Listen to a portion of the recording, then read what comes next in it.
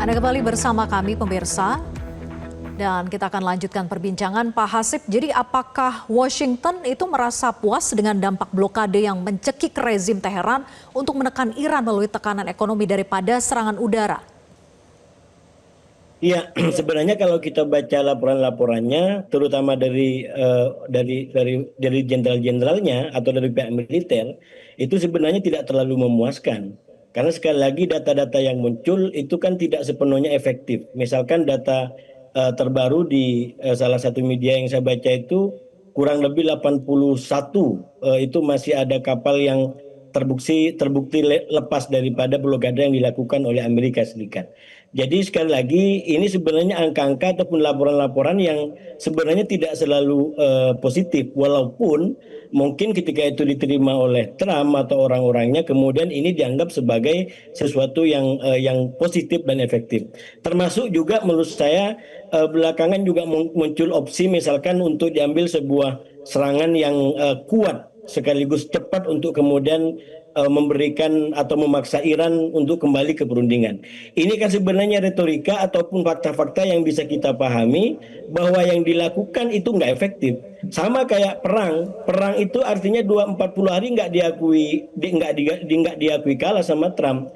Tapi kemudian berunding itu artinya dia tidak mendapatkan hasil dari perang itu. Kalau perang itu berhasil maka tidak perlu perundingan. Kalau perundingan ini berhasil seperti yang disampaikan oleh Trump maka tidak perlu ada blokade. Kemudian kalau blokade ini berhasil maka tidak perlu ada yang namanya yang disebut tadi operasi cepat.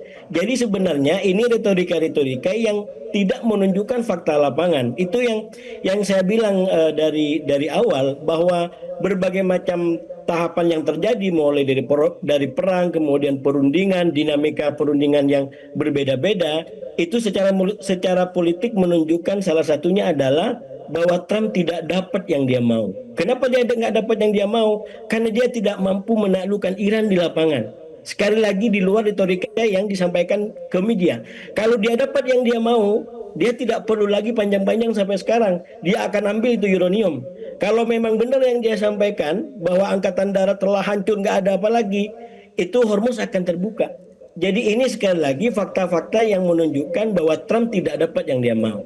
Karena itu kalau saya baca semakin ke sini, justru Trump itu mencoba untuk menggedor dan memaksa Iran agar tadi mulai melepas kartunya. Dan Iran menurut saya bangsa yang sangat pandai dan belajar dari berbagai macam peristiwa yang sudah dilalui. Walaupun saya harus mengakui dalam minimal 2 kali taktik duplikat yang digunakan oleh Trump itu mengalami katakanlah fase-fase efektif. Misalkan seperti blokade Hormuz. Ini kan menurut saya ada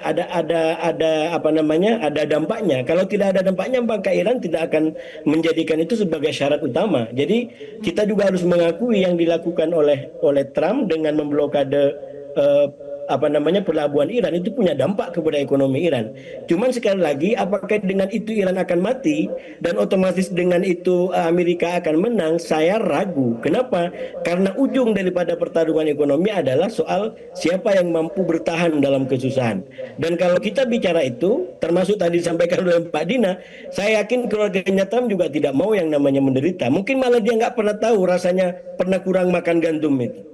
Jadi kalau dia mengalami itu, dia kemudian didemo karena itu, baru dia akan sadar bahwa oh ternyata ada bangsa-bangsa lain yang selama ini sudah menderita akibat kebijakan yang mereka lakukan. Dan itu belum dialami oleh Trump dan mungkin juga pendukung-pendukungnya. Ya.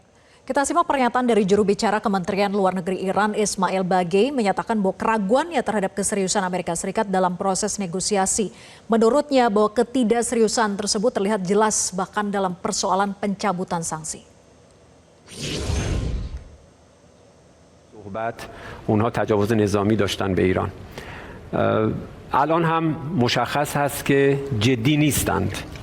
هم در مورد بحث رفع تحریم ببینید شما نمیتونید ادعا بکنید که من همه تحریم ها رو بر میدارم همزمان تحریم ها رو تشدید بکنید بدتر از اون شما مرتکب دزدی دریایی بشید. مذاکره ما با آمریکا یک مذاکره متعارف و معمول نیست. مذاکره است که یک پیشینه بسیار خونین داره. من الان دیگه حتی نمیتونم بگم که دیوار بی‌اعتمادی، اصلا بحث اعتماد در رابطه با ایران و آمریکا نمیتونیم مطرح بکنیم.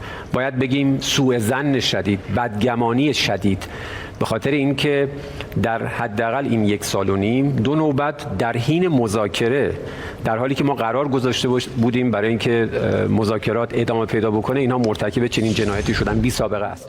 Ya, Mbak Dina, tadi kita simak bersama begitu ya pernyataan dari Jubir Kemenlu Ismail Bage meragukan keseriusan Amerika Serikat dalam proses negosiasi karena melihat kenyataan bahwa Amerika Serikat justru memperketat tekanannya di blokade laut.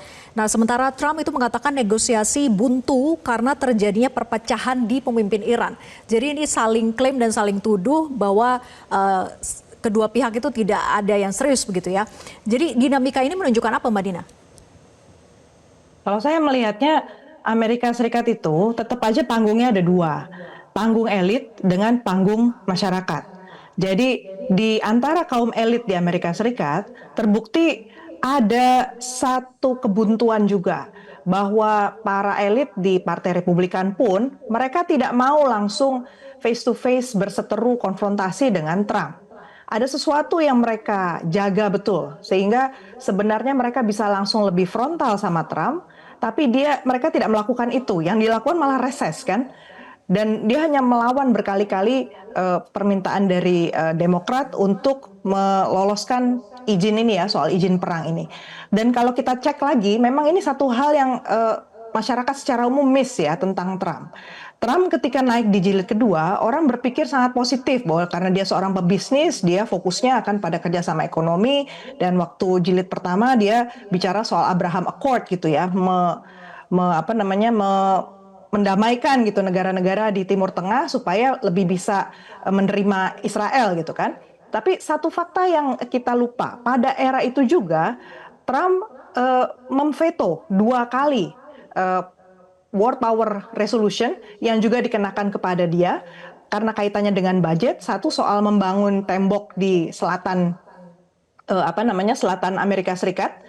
Dan waktu itu sebenarnya dari pihak Kongres, dan waktu itu posisi Kongres jauh lebih kuat dibandingkan sekarang, majoritinya ya di Republikan. Waktu itu juga unitary seperti sekarang, jadi unified sorry. Jadi Partai Republikan itu menguasai Kongres, baik di House maupun Senat, dan posisinya lebih kuat daripada yang sekarang. Sekarang lebih tipis marginnya gitu kan. Dan itu sebenarnya sudah lolos untuk menghentikan langkah Trump. Tapi yang dilakukan Trump adalah veto. Dan waktu di veto nggak berhasil tuh Kongres overrule. Kemudian yang kedua kasus Yemen. Yemen itu juga Trump memberi bantuan kepada Saudi, dan Saudi kemudian melakukan perang terhadap Houthi. Dan waktu itu yang dilakukan oleh Kongres juga sama, memblokir yang dilakukan Trump. Tapi apa yang terjadi? Veto lagi dari Trump, dan waktu itu Kongres tidak bisa melakukan apapun. Jadi saya melihatnya bahwa dalam sistem presidensial di Amerika Serikat dan juga di seluruh dunia, jangan-jangan kita harus berhati-hati betul ya. Antara elit dengan masyarakat itu bisa terjadi jarak yang cukup jauh antara apa yang harus ditanggung oleh masyarakat, apalagi khususnya kalau pendekatan militeristik itu berkembang semakin semakin sering digunakan. Itu justru masyarakat semakin termarginalisasi. Kita mengalami begitu banyak tekanan secara ekonomi, secara sosial. Kita harus menerima fakta bahwa dari segi keuangan kita semakin tertekan. Tetapi kita nggak bisa melakukan apa-apa karena para politisinya itu memilih untuk melakukan deal dengan pejabat yang berkuasa. Itu yang menurut saya harus jadi perhatian kita bersama. Ya. Baik, terima kasih Mbak Nina dan juga Pak Hasib atas analisanya. Selamat malam. Jelajahi cara baru mendapatkan informasi. Download Metro TV Extend sekarang.